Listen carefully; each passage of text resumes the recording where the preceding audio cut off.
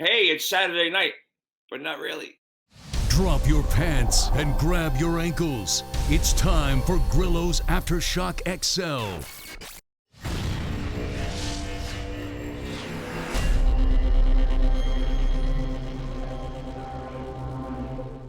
We're here live in Hell's Kitchen in my apartment, doing another Grillos AftershockXL show, pulling this one out of my ass. So Stuttering John was supposed to be on, and he's not supposed to be on. I apologize, but we did manage to lock him down. He might call in, he might not call in. I'm not sure. I apologize to everybody. Johnny Mel, love him to death. But, it's Johnny Mel. He's got his things going on out there, and he'll come on maybe today, if not tomorrow. But we'll have him on. Everybody loves Stuttering John. I love Stuttering John. We've had some awesome. I do his show. Apparently, he just blew up. Yesterday, he had on James Carville, which exposed some things about the government and Trump. So he's actually trending right now. Happy, proud of him. But I do have a person that's waiting in the wings right now that I'm very happy to call my friend because I'm terrified of him, Mr. Bob Levy. Hey, it's good to be here, fella. Well, what's up, buddy? Hey, I'm just, quarantine, motherfucker. Well, but your hair is still perfect. I don't understand. Does it grow? I got a haircut today. I'm like the governor of fucking New York. I get a haircut, I get one. I get a tan, I get one. Bullshit. It's a system. We know it. It comes right off like a helmet. You're talking about fucking hair. Jesus Christ, you look like the chemo kid. Yeah. So how you been, man? How's your family? How's Dom? I saw Dom was he was watching me live. I gave him a little shout out. He was just talking about you today before he left. I called him. He remembers you from the KC Rose. Yeah, but I watch his music. He's a very talented musician, your son. And I always stop and like his stuff and appreciate, the music. He's really good. You did good, you son of a bitch. No, he's doing great. That video got up to over 20,000 20,000 views in not even a day.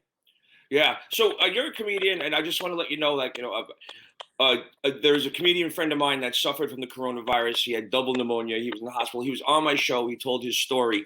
So New York One did a piece on him. His name is Jeffrey Gorian. He's a sweetheart of a man. Okay, I know the name. Yeah, and he's on the comic scene in New York forever. My favorite analogy is he's at every opening for everything.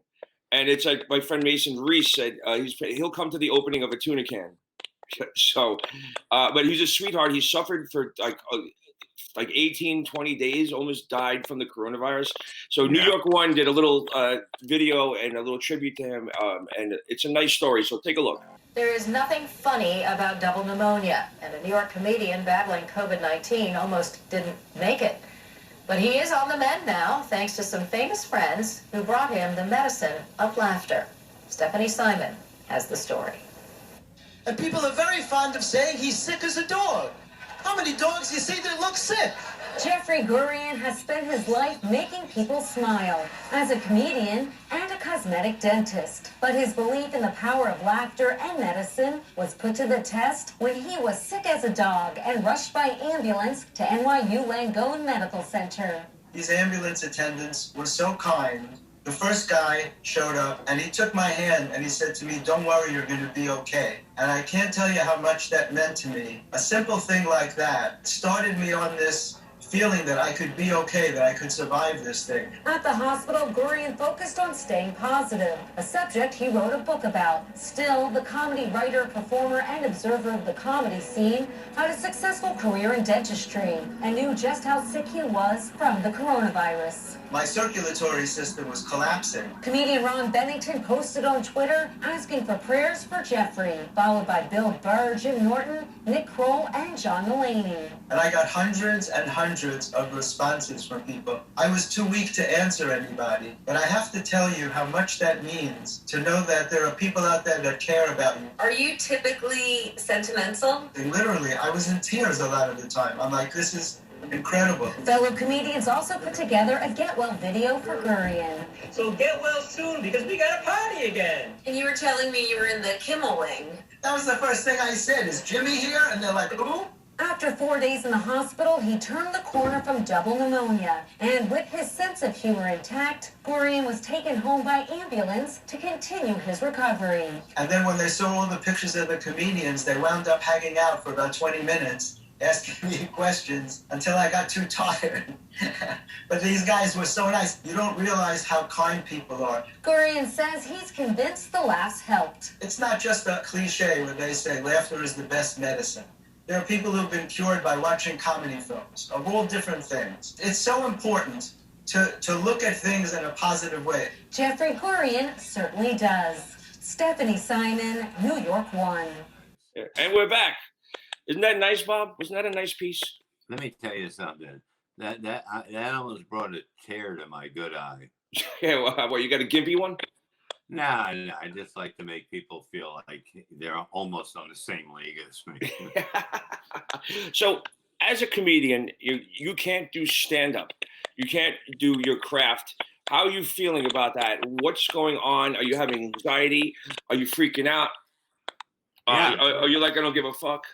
No, I'm freaking out. I know the rules. You know, we did the 3 weeks. It's time to go back out there. I'm going out tonight, Saturday night, and I'm going to be in AC at AC Jokes. We're doing it in the parking lot, and the sound system from the back of a truck will go into people's radios so they can sit in the car and enjoy.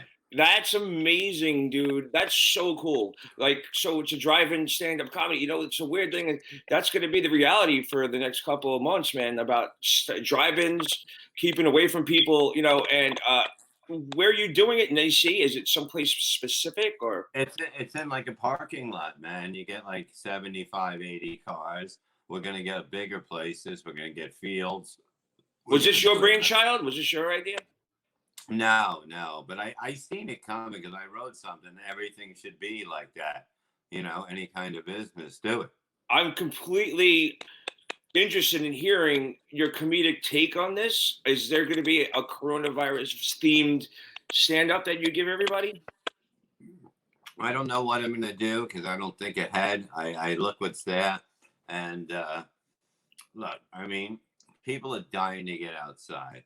People are dying inside. It's crazy. Yeah. And if they like the joke, they beep the horn. Yeah. Well, with you, everybody's gonna be beeping one way or another. Oh yeah, it's gonna sound like somebody's getting raped. Oh Jesus Christ! So I was out. Wait, hold on a second. Is John on the phone or no? Oh, John's on. Finally. John. Wait, John, is that you or is it just your picture? No, it's me. The connection's bad. Oh. Oh yeah. Yeah. Oh, so what's going on? There's John. Look at John. He looks great. Funny. It's funny. Ha ha. Yeah. So, Bob, you got any questions for Stern-related questions for John or anything like that? No, I mean, I think John did everything right, and you know, goddamn right I did. Moving up in your career, and you know, and if you told Howard, I know how it is with Howard. I had people come up that wanted to do a TV show about me on NBC, and all they wanted was Howard to be the executive producer, which he didn't have to do anything, just put his name down, and he would get paid. And he said no. Oh, he squashed it on you? Oh, John, didn't something like that happen to Artie? Like, I think, John Burnett was supposed to have Artie on a TV show, and he squashed it. Do you know about that? Yeah, from what I remember, Grillo, is that he said he had a deal was worth $3 million or something. And I was going to make like $1 million.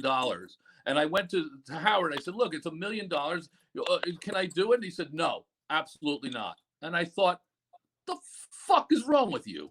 $1 million. So yeah, I feel your pain. Yeah. No. So he squashed the show for you too. That's not cool. Yeah. No. Totally. No. Wait. He did it for Bob Levy. He did it. So because he wouldn't do that, Bob.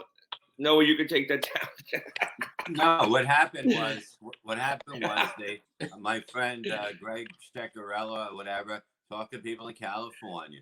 They flew in, they met me, we had dinner at Del Frisco's, we went up to Tim's office, explained it all, and he goes, let me ask Howard, which I don't like the secondhand shit. And he went to hell and he came back and he goes, no, he won't do it. And then they wanted to do a reality show. And I'm like, my grandmother's dead. You know what I mean? It was all about me living in the basement, you know, to be with my son. And it was really good. And it was easily written because it was true. Yeah. Actually, I never understood that. Like, you know, I know for firsthand fact that it was always about never let them feel any worth, because that means that they have leverage. Never pay anybody more than they think that they're deserved. Or never give anybody a chance to leave that certain level that they want you at. You know what I'm saying? And if you would have done that, and if he would have said yes, you wouldn't have been as available to the show, and it would have left a void. I'm not like that. I would have came back. I would have done the shit I did when I was off. There's no doubt. That's just the person I am, man. Well, John, like, so that kind of happened to you, but you got out before he got a chance to like cut it down. Like, is that what happened? Well, when I went to the Tonight Show, I said I wasn't even going to tell him, and I didn't tell him. I thought I kind of said it to him for a second, like maybe I should, maybe I could take this gig, and he was just like not about it at all. But I thought, fuck you, I'm taking this gig. This is way bigger than this show. So I did it. And, you know, he got pissed at me. Fuck him. You know, what am I going to do? He's going to stand in my way for my career? I mean, this is what I was going to do. I was on national TV, and he's going to fucking squash that shit? You know, fuck him. And look at the money that went up. You know what I mean, John? How can you say no? This is show business. This is what happens when you get bigger offers. You either go back and say, hey, pay me this, or I'm leaving if you want to stay. Right, right. And I had just about had it. So, you know, next thing you know, I bought a house in California. I didn't even tell them, and they found out about it. But by that point, it didn't matter. I was out of there. Fuck them. You know, don't try and hold somebody back from their career, man. And look at me now. Look at me now. I'm like, I got a big podcast going on. I'm fucking, you know, I'm out there, you know, literally there's like 17,000 people watching me now a day. You know, that's, you know, maybe it's not huge, but, you know, 17,000 people are going to listen to me now. So, you know, fuck that. No, but the whole thing is, if you have that podcast, why didn't you put us on that one? Exactly. I've been on John. Well, you had James Carville on yesterday, didn't you? That was pretty big, wasn't it? I know, it was amazing. You know, he said he told you, I want you to go to my podcast to listen to it, but he was, you know, he said some shit he shouldn't have said at all. And, was it true? You think it's true? No, he's full of shit. I put these people on just to get my ratings up. No, John. You know, you're a Trump supporter. He doesn't. You know what he said. But that doesn't matter. Let's not get political on the show. But you know, I heard you were trending. I thought that was great. That's the only reason I put him on. I know. I know. I'll put somebody's fucking grandmother on if I'm gonna, you know, trend. I mean, that's what it's about. Right? No, it is. You know, and I'm happy that you're catching some. And I might have a new deal with Cracker Jack. They're considering being a sponsor, and you know, fucking Cracker Jack. That's huge, right? Right. Are you talking about C is for Cracker, J is for Jack? Yes, you know the one. Oh man, you get a prize in the box. I always waited. I always wanted the tattoos. Yeah, CJ. Yeah, so I'm getting one next week if they book. I'm getting a tattoo of Cracker Jack on your chest. Probably lower, like on my inner thigh. You know. Okay. Your ass. So Bob, you have you've worked with Stuttering John in the past in the comedy world and stuff like that. What's your favorite John moment? What? You've worked with John in the past, comedy-wise. You know, what's your favorite John moment? You know what? Just hanging out, having beers, having like people that were like family to us that fucking love the show, had us go back to their house. You know what I mean? They wanted to do whatever they could. Have a pig roast. They'll pay you to go there. You know what I mean? It was really nice. Yeah. So, and John, your favorite Bob Levy story? I have none. I mean, Oh, really? quite frankly, he's barely a blur in my memory. I mean, I love the guy, but I can't even remember being in the same room with the fucking dude. So, I mean, he's sweet and all, but really, if you think back about it, think of one Bob Levy moment. You can't. I mean, it's just fucking. You're better off thinking. I am all Bob Levy moment. If you look at the top 15 shows on Stern, I was probably in 6 of them. You're not my bro with the brilliant fucking writing of me bringing in a fat chick that loves fucking fat guys. Oh, girl. That loves fat What's guys. your favorite Stuttering John interview? The one when the guys punch him. Yeah. And John, what's your favorite interview? I think when I asked Ted Williams if he ever farted in the catcher's face and he wanted to go. Okay, yeah. It's still changed so much. So much has changed. So, have you ever seen John do anything that you were like, oh my God, John, what are you doing? Stop. Like, did he ever go over the top with you, or you guys were always like cool and work together? Always cool. I mean, look, I respected what John did. I thought it was brilliant, and there is no, you know what I mean. You can't even slow that down. You got to let him take that until somebody fucking tackles him. Like, what's his name, Morton Downey Jr. Remember? Yeah. Yep. That was great. I was there for that was one of my favorite things, John. Remember, we'd go out all the time. And we were, I was always like your little minion there, making sure that the tape was rolling and we had the questions ready. And, I don't know if I told the story. You know what?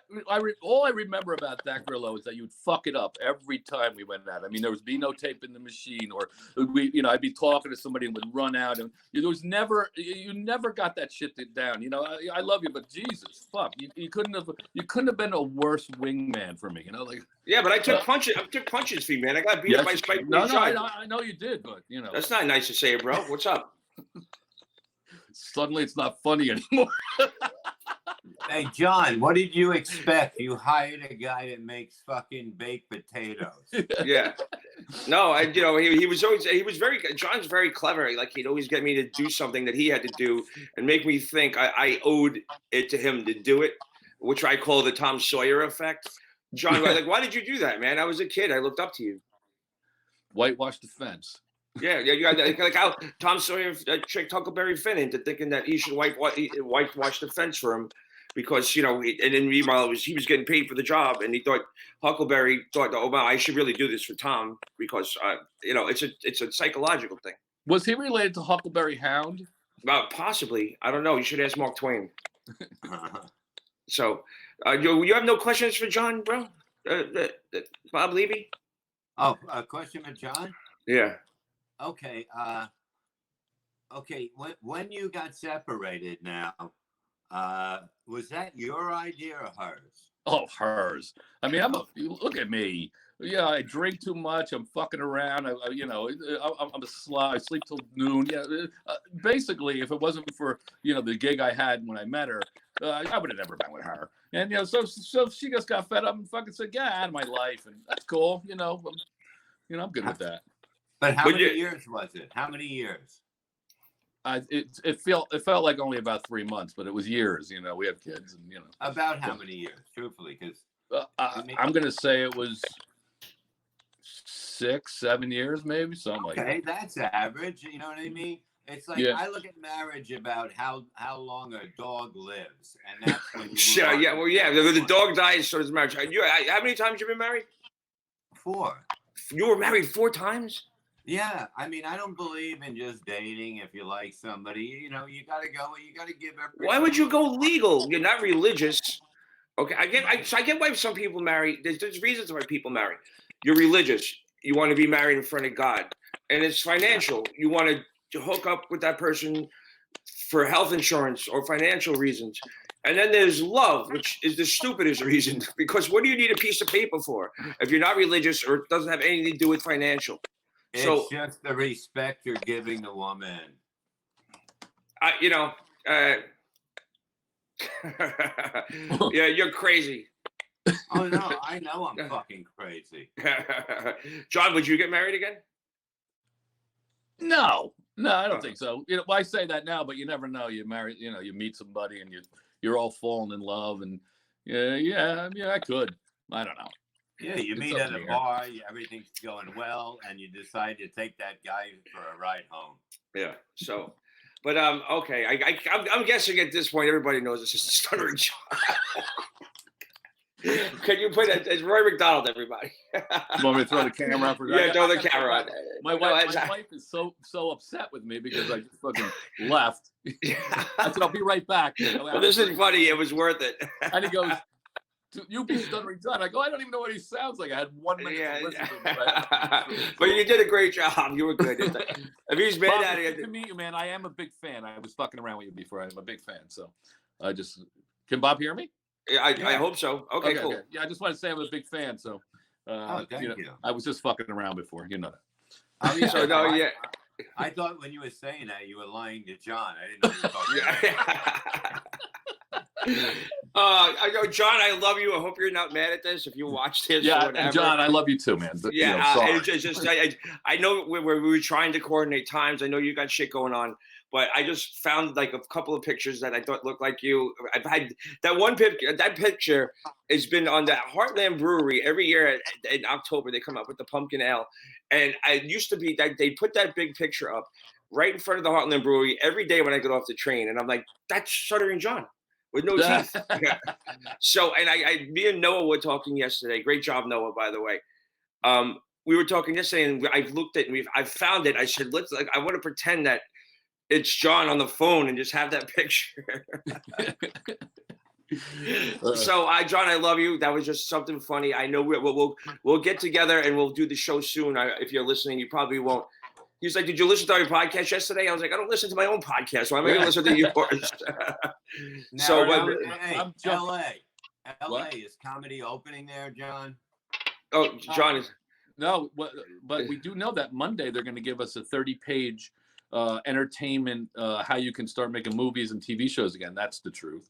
So look out for that for Monday, and they're going to start opening up limited ideas about opening up clubs. My friend Sal said to me, it's great for strippers who have butterface and beautiful bodies because the mask hides their face. But, there you go. Exactly.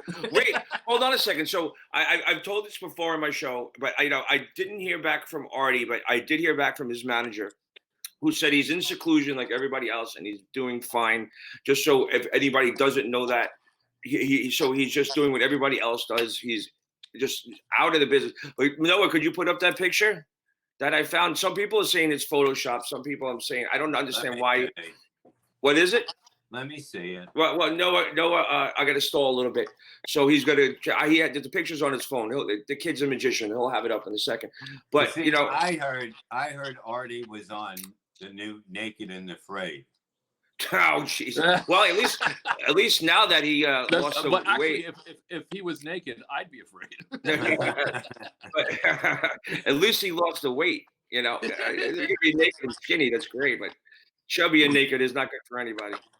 All right, I'm jumping off now. This was like wait. You got to see the picture, Artie. Oh, well, let me see it first. Yeah.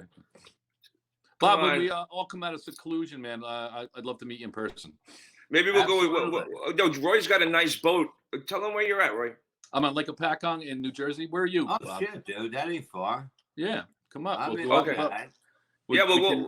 do a it's boat great day. for social distancing because who's going to be near you when you're in a boat?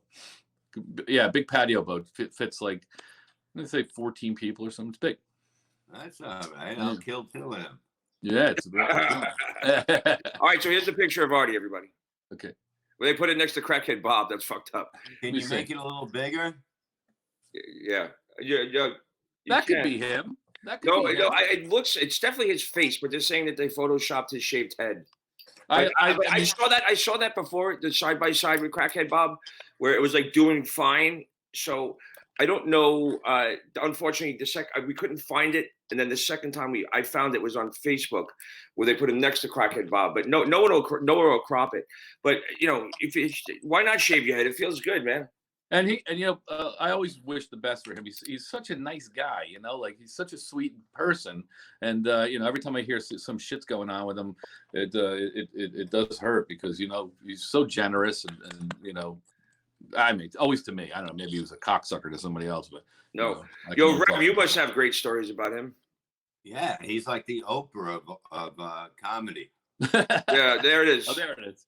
Holy shit, that's him. Yeah, that could be him. I believe that. But they're saying that, like, I sent it over to Monique at Radio Gunk, and she's like saying everybody's saying it's Photoshop, but that looks like a solid picture. I don't. Yeah, I would believe it. Know that?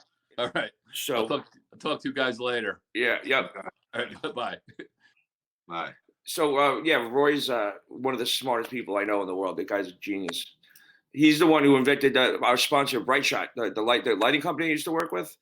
The set lighting where there's no heat at all, and it goes any color temperature. It's got built-in special effects, and all the movies are using it, and it's amazing. But Roy came up with the concept, and he made it happen, and I sold it, and it was awesome.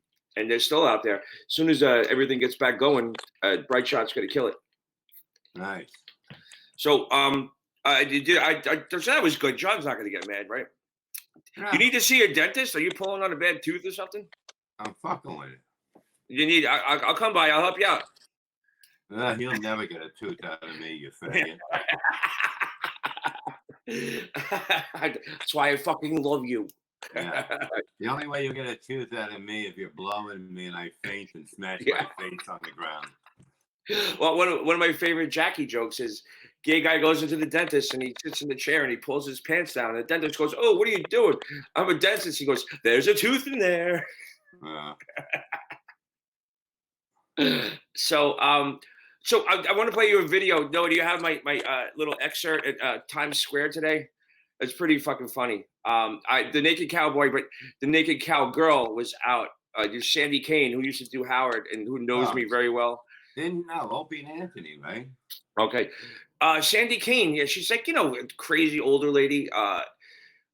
There was before Sandy Kane came on Howard, there was and I wish I could find her because she's such a gem. She's such a wonderful human being.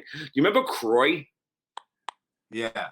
Croy lives in my neighborhood, and I see her every once in a while, and she always remembers me. When I had the pizzeria, she used to bring in burn cream because I used to have burns up and down my forearm. Because if you're working in the pizza oven 12 hours a day, you just touch that metal, you get a burn. Yeah, so I get it on this fucking oven. Yeah, so she used to bring me burn cream, and then she knew I was hanging out at McCoy's. But no, you're gonna start a fire. Be careful. So she used to come and like write me notes and leave it at the bar. So one of my favorite things that I remember where Croy came on talking about how Ronald Reagan bugged her brain or did something to her brain, and Howard got her to take off her top. And I knew it was Jackie's joke. And when she got topless, Jackie wrote, "Wow, those things just poured out like pancake batter." And I was like, I knew it was Jackie. And I was like, "Pancake batter?" He goes, "You know that." It was me.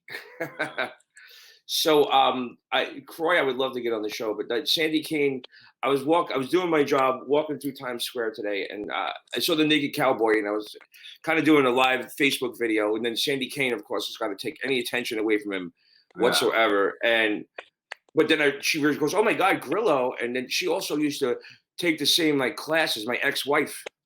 So she starts talking about my ex-wife, and it was just like, but as she's talking, she's taking her like pancake batter boobies, and she's going like this. So it was pretty funny. I got a good response. So when Noah has the video, I'll show it to you. But today was it was a beautiful day up until about 6 o'clock, but I feel a sense of normalcy starting to creep out a little bit. I don't know about you. I'm right in Hell's Kitchen, so I don't know, but. What's your theory on all this, and how are you taking this? The Corona shit? Yeah. Have you been out and about? Have you had some friends over? Have you seen anybody outside your circle? Nobody I know has it. Nobody my son knows. My wife, my ex-wife. Your ex-wife and your other ex-wife and your other ex-wife. Yeah, I went to the ER. I had kidney stones, right? They were hurting. Well, isn't that like the male equivalent of giving birth? Yeah, and basically, they said you have one, and when I was leaving, the IV they didn't patch up well. they just put like a cotton ball and a paper thing over it. So when I got to the car, the blood was just pouring down my arm. She had to stop it. There was blood pouring out. Jesus. Yeah, and I called the doctor, my doctor, 2 days later, and I go, something's going on. I got it on the other side too. It feels, I can just tell it's coming. And she goes, let me look at your chart from the hospital. And she goes, you have 3 kidney stones now. Oh my God. And they Jesus didn't even tell Christ.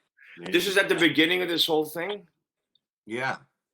Oh my God. So you were in the hospital while this whole pandemic was going on. What did you see? Did you see anything was it out of control, or was it just business as usual?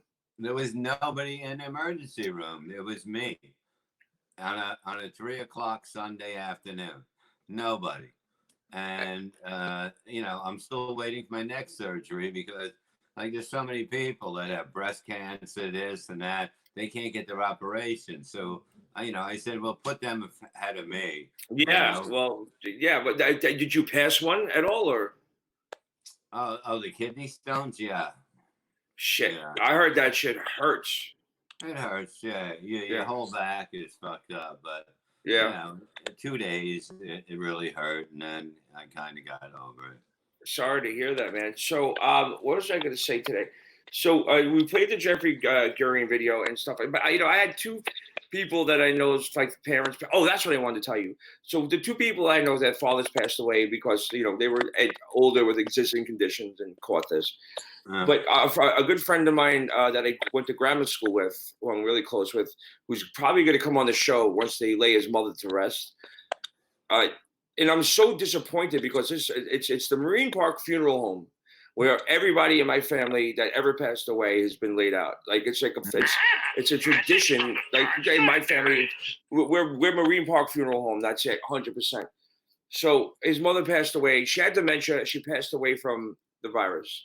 Yeah. And the Marine Park Funeral Home, they were going to charge them $290 a person for a 1-minute last view of their mother. If you wanted for them to open up the coffin and just see your mother one last time, $290. Dude, just do it in your backyard. No, I know, but the body's in the custody of a professional. And they wanted to do it right before. It wasn't like they were going out of their way. They were going to bury their mother. They're scheduled to bury their mother sometime in the near future because it's so many. So they said right before. It's not like they went out of their way to make this happen. Right before they put the casket into the hearse, you can get a quick look. $290. $290. $290. I'm at bullshit. Yeah, all these people that are open are totally making money off people, and it's horse shit. What's your biggest take out of this whole thing? Seriously, what's your thoughts on everything that you see? Do you think there's a bullshit? Are you are the people in charge making the right decisions? What do you think? No, I think after everything calmed down and it started to go down, you have to open up, okay? Even if you open up 30% every business and you just social fucking distance like you do at home from work, anybody that's sick, leave them home. Everything's going to be fine, It's like any assholes that are acting stupid, just lock them up for a day and send them home. Yeah, it was weird. So, on my little area on 9th Avenue, everybody's sort of friends. We have our little group, and we're all neighbors. And we were social distancing outside of Jasper's that just opened back up. You get a drink and you stand on the sidewalk. Yeah. And then it was there was people that completely annihilated, falling down on the floor, that they couldn't get up, bouncing off walls. People are dying to get out, and that's what it is. You can't lock a human in a cage for fucking 3 months. And not everybody. That's normal. Yeah, well, that's what happens to people out of prison, and that's one of the reasons why Artie, has been clean. He's got to be clean because he has to get tested. He said that the biggest problem was because he was in this special section because he was a public figure. He was just on lockdown almost 23 hours a day. You go for breakfast, you go for lunch, you go for dinner. back in the cage. You got an hour outside, back in the cage. Yeah. And he said that was the biggest motivation for him to get sober. And you're sober, right? Yeah. I mean, you don't want to be in that shit. You know what I mean? Yeah. I mean, it's brutal. I was under, I think, 23 hours a day for 4 days. Yeah. So, it's funny because like we think we're on lockdown. We think, but not for nothing. We have the luxury of technology. We have the luxury of delivery. We have the luxury of television. We have the luxury of StreamYard, talking to friends on Zoom and House Party, and they don't. So, but I'm sure if they had the opportunity, like they did something wrong, they have to stay in there and get used to it. But we didn't do anything. Well, I didn't do anything wrong and get caught, but I have the freedom to go out and do whatever I want. I didn't do anything wrong, and so do you. But is it jeopardizing other people? Is it just jeopardizing me? Listen to me. Prison is prison. If you're in prison, it's not supposed to be good. You're supposed to get a fucking dick in your ass. You're supposed to get it's supposed to teach you not to come back. It's not easy. You have to be a maniac to be able to get through it. And that's what got me through 4 days. I was out of my mind. I had black people going, this nigga crazy. Okay? Yeah. Yeah, and I get it. So, but it took those 4 days to like get your mind straightened out and focus and do what you have to do. No, because the second day I ran out of Xanax before I went to rehab, and they had to come in with other fucking medicine to keep me going. Wow, is Xanax still prescribed to you? Like you take that? No, I went to rehab and got off it in a week. Oh, really? Okay. No, I know. Listen. I don't like. I'm not a big pill guy.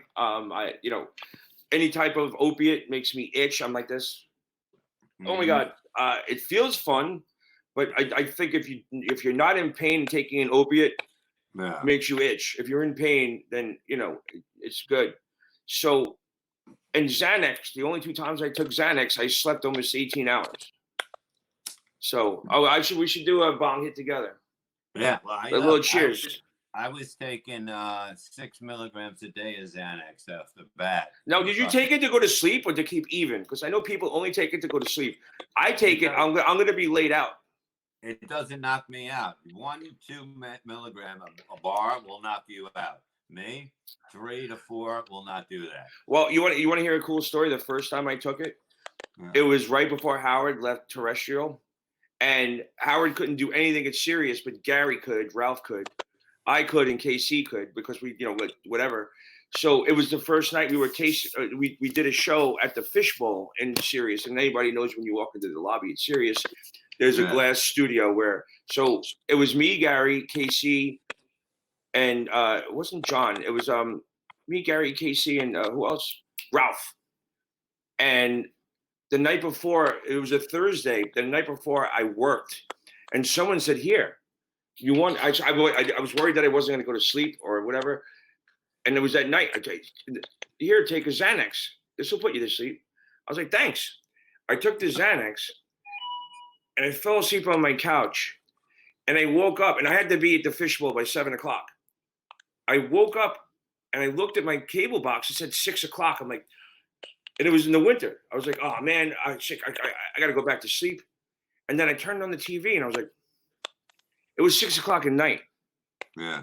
I slept the whole fucking day, and I had to be up at Sirius in like a half an hour. And I was like, Xanax knocks me out.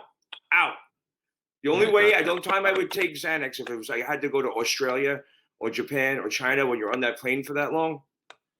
That's the only time I can't take Xanax. It's like a date rape drug for me. Yeah. You want to come over? You can fuck yourself with that. Yeah.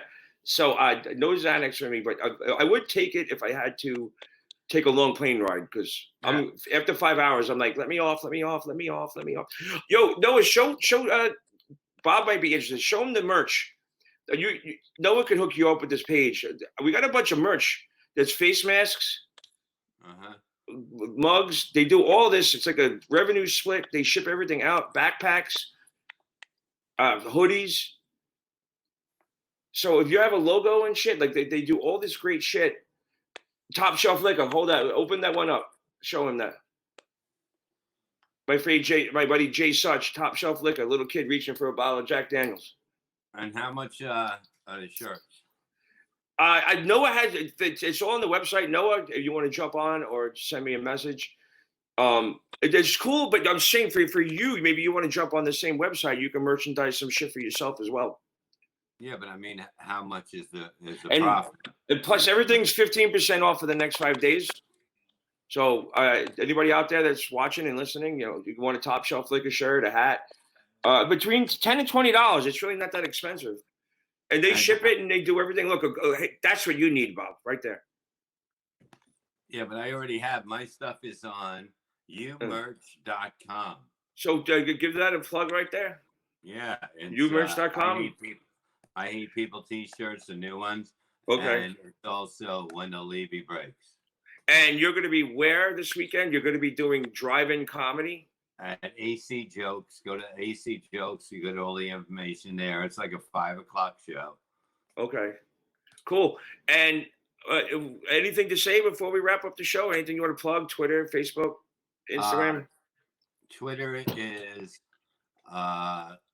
Levy_sir. Facebook is Bob Levy. And then my fan page is the Reverend Bob Levy. And Instagram is Levy Bob. So my producer Noah is amazing. So he will make sure that when we replay this, it comes up and everybody can follow you on all your social media. It was such a pleasure to talk to you tonight. I just want to give one more little shout out. My buddy Joey made this hot sauce. It's going to be available next week. Joey Recipe's hot sauce. It's absolutely delicious. I put it on my Chinese food tonight, and I devoured it. Can you put it on chicken wings? Oh, hell yeah. No, there's a couple of different versions. There's this one, and then there's one that's going to probably burn your ass. I haven't got into this one yet. My son likes it pretty strong on chicken wings. Oh, yeah. No, it's cool. When everything's set up, I'll make sure he sends you a care package. How's that sound? Okay, cool.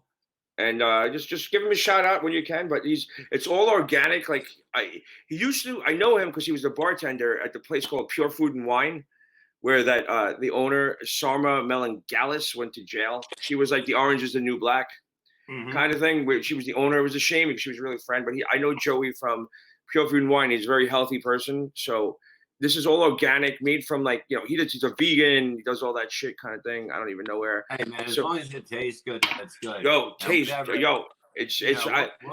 try it on the chicken wings, and if it's good, we're gonna tell you. Yeah, definitely. Cool. So, Rev, I love you. I thank you for coming on. This was fun. Do you want to end the show with any kind of like humorous, soliloquy? All I got to do is say to Joe Biden, "What's up, my nigga?" Peace out. End the show. Mic drop. Thank you, brother.